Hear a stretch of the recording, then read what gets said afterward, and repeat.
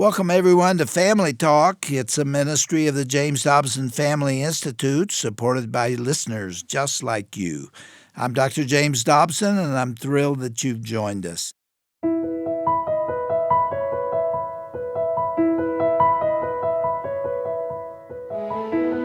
Well, welcome to Family Talk, the broadcast division of the Dr. James Dobson Family Institute. I'm Roger Marsh, and today we're sharing a very special moment from our archives.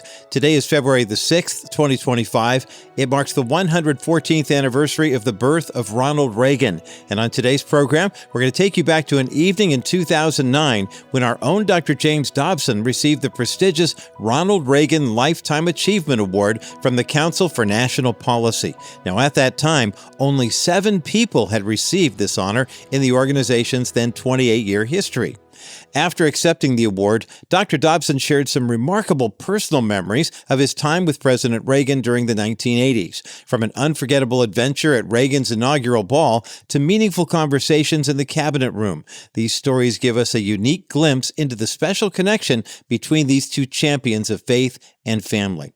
Now, as we begin the presentation, you're going to hear Dr. Dobson reflecting on the political climate that led to Reagan's presidency and the inspiring ways this remarkable leader helped restore America's foundation of faith, family, and freedom. Here's Dr. James Dobson now to begin this special edition of Family Talk. In 1966, and matter of fact, it was April 6th, 1966, Time magazine on its cover asked the question, "Is God dead?" That went to the core of the Judeo-Christian ethic and questioned the very existence of God. It had an enormous impact, and it sold more copies than any other Time magazine on the newsstand for 20 years. It was just unbelievably influential. Anybody remember the name of the man who wrote the article? His name was John T. Elson. And it just so happens that John T. Elson died 3 weeks ago on September the 7th of this year. And God is still alive. And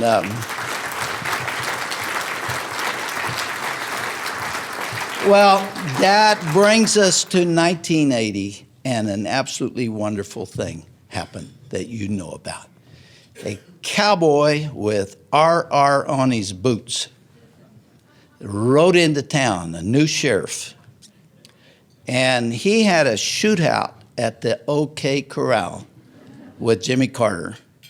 And when it was all over, he had 489 electoral votes, and Jimmy Carter had 49, and Reagan had won 44. It was a phenomenal thing. I've never been so ecstatic in my life. All of the frustrations that I had had through the 70s had come to that moment. And here came a man who had the courage and the conviction to talk about family. Nobody in government talked about family. And no one talked about the sanctity of human life. And no one stood up for conservative values and principles. And it was thrilling to me. And somebody in the Reagan team, I don't know who it was, sent me 10 tickets to the inaugural ball on January 20th, 1981. And I was thrilled to get them. So Shirley and I invited 4 couples to join us. And so the 10 of us went to the inauguration. Nobody knew who I was. I was just in the crowd. I was standing. Shirley and I were standing there with our friends on the west side of the Capitol building when the president took the oath of office. It was a thrilling day. And we were standing by the road when the presidential motorcade came by and all that. Then came the inaugural ball. There were 9 of them. And we were jammed into the Smithsonian American History Museum. We were shoulder to shoulder in there. And as it turned out, the Reagans went to 9 of these balls. And ours was last. So we stood there from about 6:30 in the afternoon till 10 till midnight. And we had heard that Reagan would be coming soon, and I just wanted to catch a glimpse of him. And so at about 10 minutes to 12, I turned to my friend, Jim Davis, who's 6'5", I'm 6'2", and I said, Jim, we better go get our coats, because once Reagan gets here and leaves, there's going to be a mad dash for coats. So we went over to get our coats, and we put them over our arm, and we were coming back, and the doors swung open, and in came the Secret Service. There had to be 15 of these guys. And they were all big, and they were all wearing tuxes like we were. And they went running into a stairwell. I looked at Jim. He looked at me. We said, why not? We ran into the stairwell. We ran with them up the stairs. And, you know, Secret Service looks ahead. They don't look behind. And even if they had, we looked like them. And we went up one floor and came out a door. I walked straight into Ronald Reagan.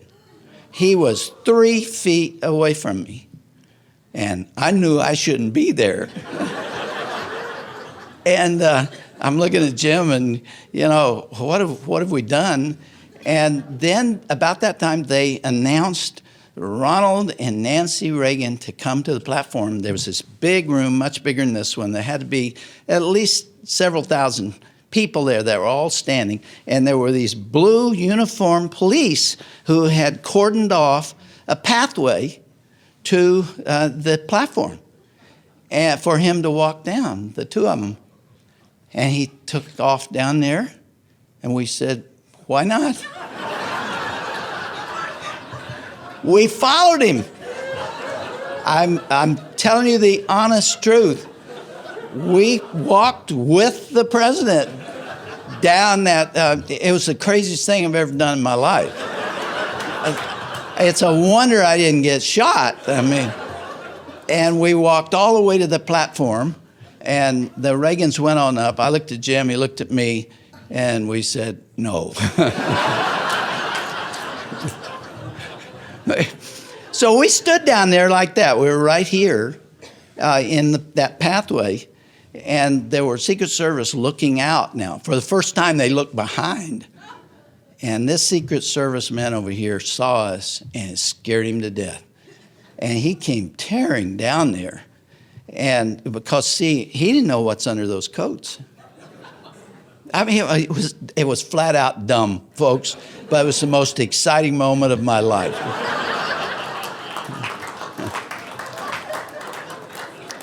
And he came down and he shoved us and said, get out of here, and we did, and we walked back. And when we got back to the end of this cordoned off area, we opened our coats, we showed him what was on our arm, and we said, look, we're clean, we just want to say hello to him. And unbelievably, he allowed us to stay there. And Ronald Reagan and Nancy came and walked up that corridor and came right to us, but turned left instead of right, so I didn't get a chance to shake his hand. But it was unbelievable that we were even in the room with him, much less having that encounter.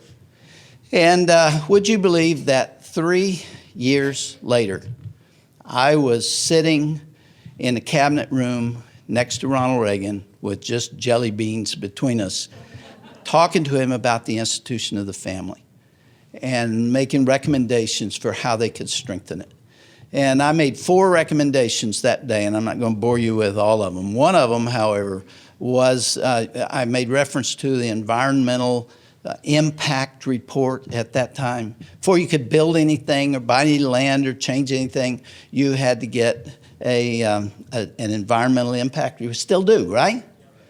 I ask, why should there not be a family impact report? Before Congress does anything, there ought to be a study made of what this will do to the family. And the president liked that idea, and he issued it as an executive order, and it stayed in effect until Bill Clinton abrogated it in the 90s. But it was a very special time. Attorney General Meese has already told you that I was on a lot of commissions and things that took place at that time, and we really enjoyed. I got to know the president somewhat and respected him. He really did have a passion for family and for life. And if I had time, I could tell you of tears running down his face when we talked about babies who were born Down syndrome or with other disabilities, and they would hang a sign on the crib that said, "Do not feed." That touched the president deeply, and he did what he could. He didn't have the votes to really implement an anti-abortion policy, but he wanted to, and I saw his heart. And we had some wonderful days at that time. It's my night, so I'm going to tell you another story, okay?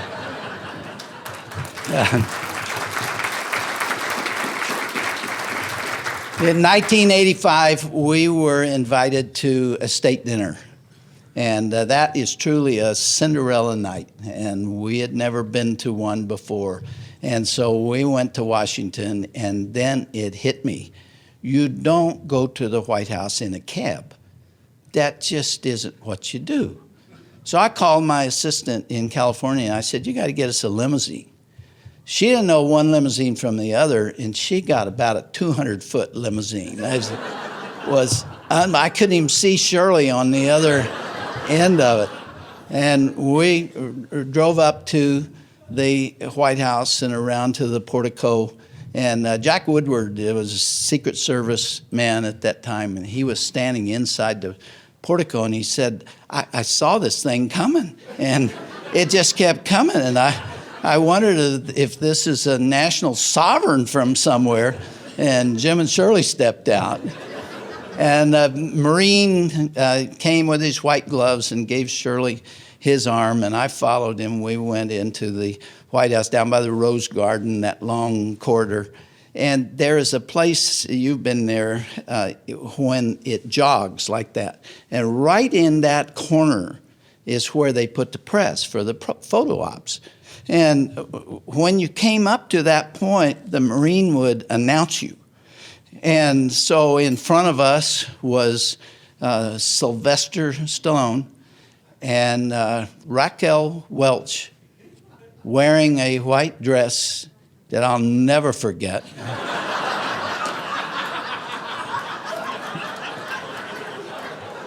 Believe me. And there was Michael J. Fox and there was Natalie Cole. And when each one was identified, there's all these flashes, the whole area lit up. Clickety-click, click, click, click. They came to Shirley and me. And he said, "Dr. and Mrs. James Dobson." Dead silence. I think there's one guy with a disposable camera. I was not who they had in mind. It was quite a day, and those were wonderful years. And I just not only appreciated about Ronald Reagan the things that I have told you, but the values that he represented, the smaller government and fewer taxes and free enterprise and the other conservative perspectives that he put into place, including family, and he did make room for that. Then we came to the very end of, I served as co-chairman of his Citizens for Tax Reform, and we were able to get included in that bill the deduction for children to go from $600 to $1,000 to $2,000 to give relief to families, and I consider that one of our accomplishments that I'm most proud of. Well, it came to the end of his second term, and the very last public event that he had was a bill to limit pornography, and I was there, and it was a very nostalgic time, because he was saying goodbye to his staff, and Nancy was crying, and staff members were crying. And that very last event was related to morality and decency, and it was a bill that we had all worked very hard on. And I knew that it was over. 4 nights later, I had a dream, and I've never forgotten it. I dreamt that I had come through the front gate of the White House, and there weren't any guards there. And I just walked in, and I walked past the West Wing, and I walked over to the main entrance to the White House, and the door was standing open. And I walked in, and there's no furniture there, and there were no people. And I went up the stairs to the residence, and the Reagans were not there. And when I woke up, I realized that it was a kind of a mourning for the end of a very exciting time when the things that I believed had a chance, had an opportunity. And now that era has slid into history. And 21 years later, we now have a president who does not seem to understand anything that Ronald Reagan stood for. Each of those areas that I talked about and others are being undermined and contradicted today. And I grieve about that. As much as I celebrated the progress that was made in the 1980s, I look at what's taking place today, and I don't believe there is a single policy decision that Barack Obama has made that I agree with. And many of them are terrifying in their implications. You know, the matter of a strong military and what Ronald Reagan did with the Soviet Union and essentially bringing it down. Lady Thatcher said he won the Cold War without firing a shot. And he did that through what? Peace through strength. Do you remember that? Peace through strength. And today, our president seems to believe in peace through appeasement. What happened this week with the delegation going to Iran and talking does not matter to people. You can't discipline a child with talk, much less a dictator who hates you and wants to destroy you.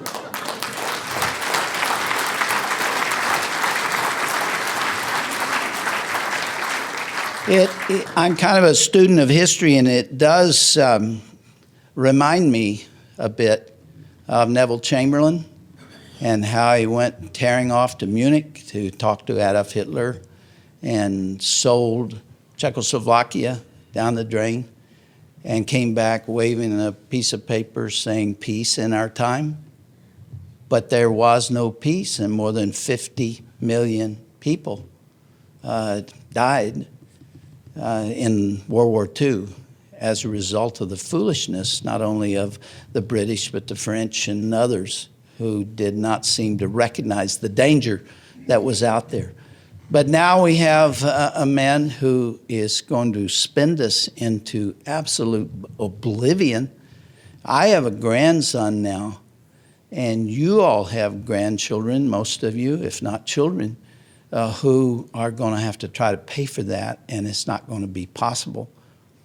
And in terms of the military, you do know, of course, that the missile shield in Europe has been canceled, and where Ronald Reagan championed what the media came to call Star Wars, it has now essentially been forgotten, and why that was so strategic and so important. And then the kind of policies that are occurring now with the family are just breathtaking.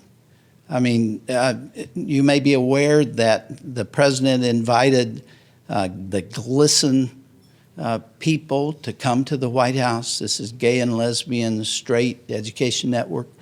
And he essentially gave them everything that they asked for, including a stated goal to end the Defense of Marriage Act and what that will mean for the family. And of course, the Employment Non-Discrimination Act. And this one really concerns me. In fact, Mike Ferris, Dr. Ferris, is working very hard right now with the Supreme Court with regard to the United Nations Convention on the Rights of the Child. That is going to drive a wedge between children and parents, and it's coming. It is coming. It was Jesse Helms, another recipient of this award, who stopped that through the 80s. And they now have the votes to pass it, and it's coming. And I urge you to fight that with everything you got. In fact, folks, we're in greater danger right now, I think, than at any time since the Civil War. And we have to use all of our resources to fight for the things that we believe, fight for constitutional government, fight for the family, fight for life, fight for the future of this great nation. And to not do it with anger and vilification and name-calling, but this is, after all, a government of the people, by the people, and for the people. And it's time that the people took the country back.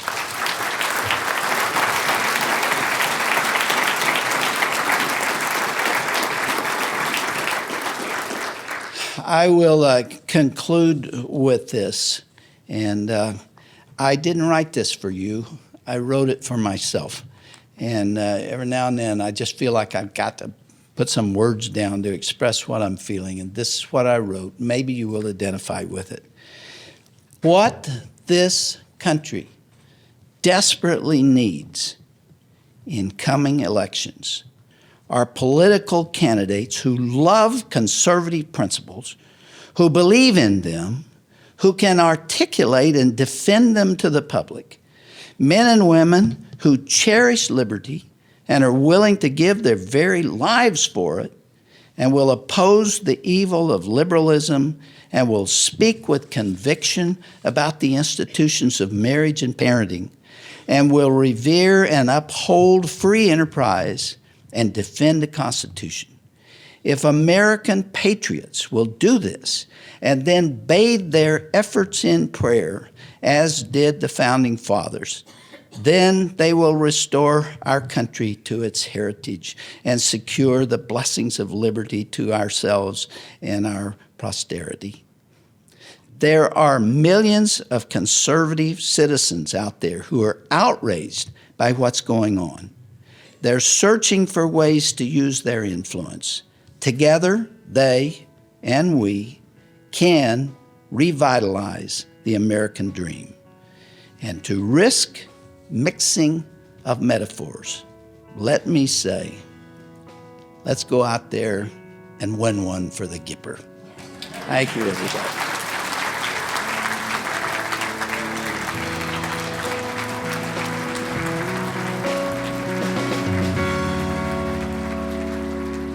Dr. James Dobson's personal memories of President Ronald Reagan, reminding us of a pivotal time in our nation's history when strong leadership and unwavering principles helped restore America's confidence and moral foundation.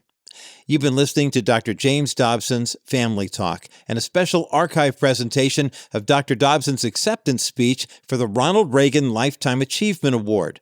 Now, if you missed any portion of today's broadcast, be sure to visit drjamesdobson.org. Now, for nearly 50 years, Dr. Dobson has dedicated his life to strengthening families through biblical truth and practical wisdom. These daily broadcasts continue that represent a core part of the vital mission, reaching millions of listeners with messages of hope and faith. If Dr. Dobson's ministry has touched your life, would you consider partnering with us to help reach even more families? Your gift of any amount helps us continue sharing trusted biblical wisdom with those who need it the most. You can make a secure donation online at drjamesdobson.org or give us a call at 877-732-6825. And if you're looking for even more daily inspiration, we have partnered with the Bible app from YouVersion to bring you free reading plans filled with Dr. Dobson's trusted insights on family, faith, and parenting. Whether you're waiting in the carpool or taking a quiet moment before bedtime, these brief devotionals offer practical wisdom for your family journey. Just open the Bible app on your phone or tablet or other smart device and search for Dr. James Dobson. You'll be glad you did. Well, I'm Roger Marsh. Be sure to join us again next time right here for another edition of Dr. James Dobson's Family Talk.